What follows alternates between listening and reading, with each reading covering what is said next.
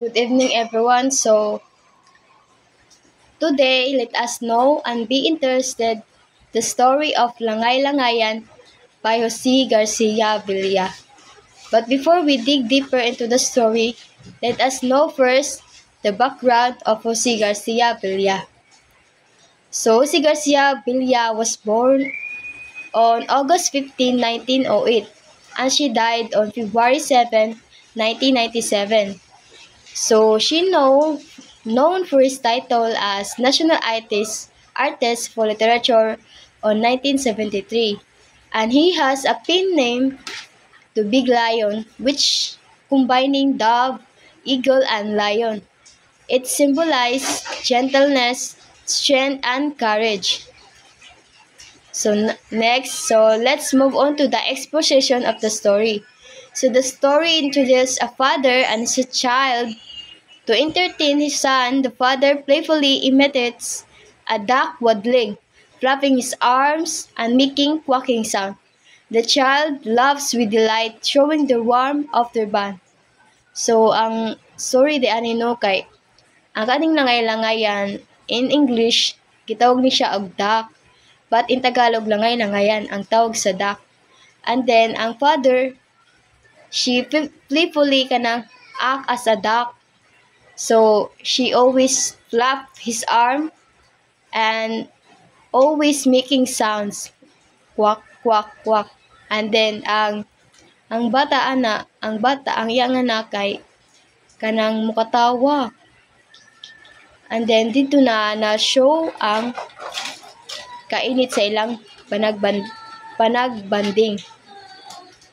So for the rising action, so the father continues his playful act and the child becomes more engaged. The scene reflects not just fun but also the father's affection and the child's admiration. So dito gihapon sa father ang iyang mga buhat sa pag pag pagbuhat o kanang funny ana, and then ang bata dito mas more nga naganahan siya. And then kana ang story, it reflects father's affection. And then dito na admire sa bata ang gibuhat sa papa. So for the climax, so the height of the story comes when the father, fully embodying the role of the duck, captures his child complete attention and joy. In the child as this is magical and unforgettable moment. His father is no longer a man but a source of happiness and wonder. So dito ang story gi-emphasize ang role sa usa ka duck, which is kana it captures sa complete attention niya dito sa iyang papa. And then dito nakita ang kanang nindot nga bond between sa papa ug sa anak nya. Ang father no longer a man but he is a source of happiness and wonder sa iyang anak. And then for the following action, so the playfulness begin to settle down, the laughter and delight linger, but the moments start to fade into quietness. So dito no, sa ilang panagbanding kana nagkanam-anam nakawala dito ang moments kay kanang ang moments sa papa ug bata nagkanam-anam naka fade. And then for the resolution, so the story ends by emphasizing the simple yet profound impact of love and imagination. The father's small gestures leave a lasting emotional imprint on the child, showing that happiness can be found in the simplest act of care. So dito na-end ang story sa Langay-Langayan, kanang dito gipakita ang kanang tinud-anay nga pag-love, impact sa gugma. And then even a small gesture sa papa dito na sinati sa bata ang tinuod nga happiness, tinuod nga joy nga iyang nasinati sa iyang papa. And then for the quote, so even small playful acts can have a profound meaning in shaping a child happiness and memories. So bisan sa gamay nga mga butang, gagmay nga kanang act, pero bisan na ma-appreciate kaya po na sa mga bata. And then it can be their memories kung mudako na sila. That's all. That's all for the story of Langay Langhayan by Jose Garcia Villa. And then next, let's have the foreign story, which is titled The Little Prince. So it is written by Antoine de Saint-Exupéry. So let us know the background of Antoine. So Antoine was born on June 29, 19. She died on 1944. So Antoine was a French writer, poet, aviator, and journalist. So during World War II, he served as a reconnaissance pilot for the French Air Force. So on July 31, while naa siya sa mission over the Mediterranean, his plane disappeared and he was presumed dead. So dito na-end ang iyang life.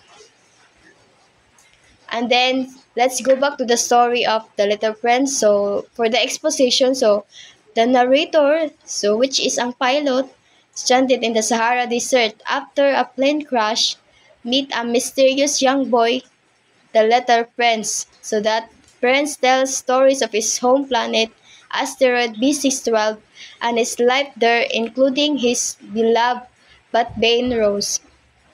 So, ang story nag-start ni siya sa Little Prince nga nagpuyo sila sa planeta sa asteroid B612. So, dito na ay unique nga flowers which is rose. Si Rose, nganong unique siya kay sa tibok planeta, siya ra nga flower ang nabuhi dito. Nya, ang kaning si Rose, in spite sa iyang kagwapa, but dili ganahan si Little Prince niya kay sobra siya kapa mapayatas unsa iyang kagaling nga. Kanang sobra iyang paghanga sa iyang kagalingon ba niya. Too much vain and demanding, so she is also demanding, mao na nga. Kanang wala na ganahin ni Little Prince. And then ang gibuhat ni Little Prince, kanang ning hawa siya, ning laya sila sa iyang planeta. And then dito,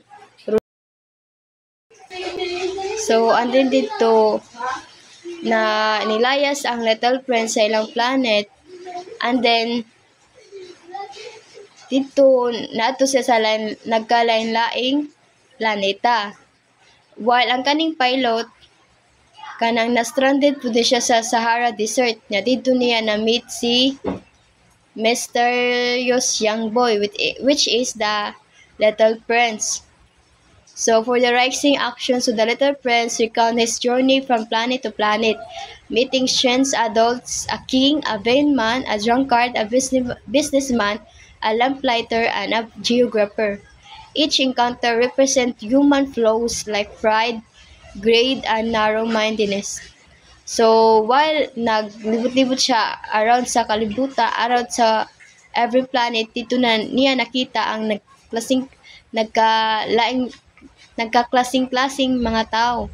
Na dito ang king, ang vain man, ang mga businessman niya, ang kanang mga tao nag-represent na sa every flaw sa mga tao, which is ang pagka-prideful, ang greed, narrow-mindedness. And then for the climax, so the prince arrives on Earth and befriends a fox, who teaches him the famous lesson, one sees clearly with the heart, what is essential is invisible to the eye. So this realization changes how the Little Prince understands love and responsibility, especially towards his Rose. So dito pag ato ni Little Prince sa Earth, dito niya na ila si Fox, and then dito niya na cope up and nakuha ang famous nga lessons, which is mao ang hinungdan nga naka-change sa iyang hunahuna. And then dito niya na-realize ug na-understand ang iyang hugma ug ang iyang responsibility towards kay Rose. And then for the following action, so the prince accepts that he must return to his planet to care for his Rose. He chose to let a snake bite him, believing it will free his spirit to travel back home. The narrator is heartbroken at his departure. So dito na-realize na ni Little Prince nga mubalik na siya sa iyang planeta. And then ang iyang gibuhat, nagpapaak siya og bitin kay he believes nga mao to ang hinungdan nga mao to ang way nga makabalik siya sa ilang planeta. But sadly, kay ang narrator, which is ang iyang gisultihan, ang pilot, nag-uol kaayo sa iyang pagbiya. So, for the resolution, so the narrator repairs his plane and survives, but he is forever changed with the memory of the Little Prince. He asks readers to look up at the stars and remember the boy who still lives among them. So dito na-inspire ang narrator, so he repair his plane and nakasurvive siya. But always niya nga ginumduman ang mga memory niya towards sa katong Little Prince ug sa katong mga lessons nga iyang nakuha sa Little Prince.